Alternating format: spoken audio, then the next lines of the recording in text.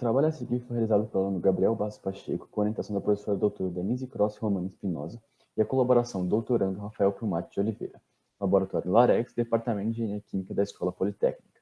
O título do trabalho é Estudo de recuperação de cobre e alumínio de tiras de suporte de LEDs em lâmpadas tubulares.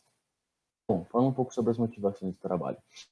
Sabemos que os diversos equipamentos que nos cercam no dia a dia são eletrônicos e que, devido aos constantes avanços tecnológicos, bem como a política de consumismo, muitos deles são substituídos rapidamente e geram resíduos. Resíduos estes que, se descartados de maneira inadequada, geram problemas socioambientais. Além do mais, diversos materiais de valor são perdidos com o descarte deles. Um desses equipamentos são as lâmpadas LED.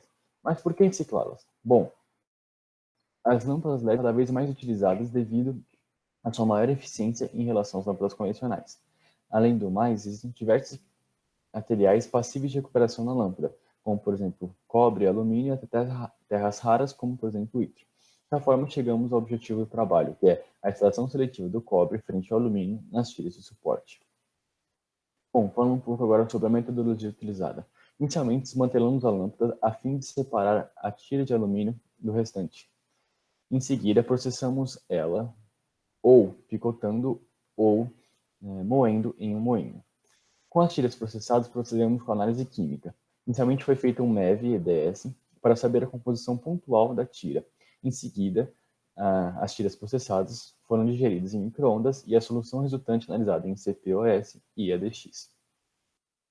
Após essa etapa, simulou-se os diagramas de predominância no software termodinâmico FACT6, versão 8.0. As condições simuladas encontram-se na tabela abaixo. Foram utilizados como lixiviantes ácido nítrico, clorídrico e sulfúrico, bem como soluções amoniacais. A concentração do metal foi mantida constante em 1 molar, as concentrações do ácido ou base foram de meio molar e 1 molar, e as temperaturas utilizadas foram 25, 40 e 55 graus. Bom, partindo para os resultados. Após a obtenção dos diagramas termodinâmicos, podemos determinar que os melhores lixiviantes seriam ácido nítrico e amônia. Para o ácido nítrico, a região escolhida ótima foi de pH entre 3 e 3,8 e EH acima de 0,55 volts. Já para a amônia, a região foi entre pH 7 e 10, EH entre menos 0,15 e 0,45 volts. Bom, com esses dados e as regiões determinadas, bem como os lixiviantes, e com o auxílio de dados provenientes da literatura, podemos selecionar as condições as quais usaríamos no modo de equilíbrio. Bom, as condições utilizadas foram para um volume de 200 ml em ambos os casos. No caso do ácido nítrico, foram utilizados 194,6 gramas de água, 8,32 gramas de ácido nítrico.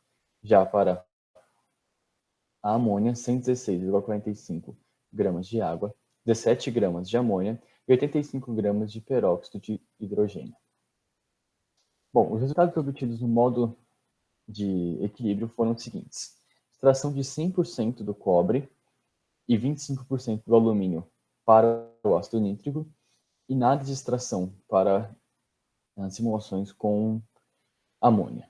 Bom, podemos ver que é possível, a partir do modo de equilíbrio, determinar que é possível fazer a extração seletiva do cobre usando o ácido nítrico. Além mais, se adotarmos a hipótese de passivação, no qual uma camada de alumínio seria formada na superfície do metal, o interior do alumínio seria preservado, ou seja, essa porcentagem de 25% seria ainda menor. Já para o caso da amônia, não é possível provar pelo modo de equilíbrio que é possível fazer a extração seletiva. Bom, chegamos às conclusões. A partir dos diagramas termodinâmicos e dados da literatura, determinamos que ácido nítrico e amônia seriam os melhores lixiviantes para o processo.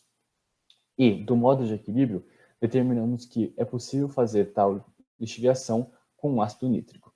Já para a amônia, não foi possível provar através do modo de equilíbrio.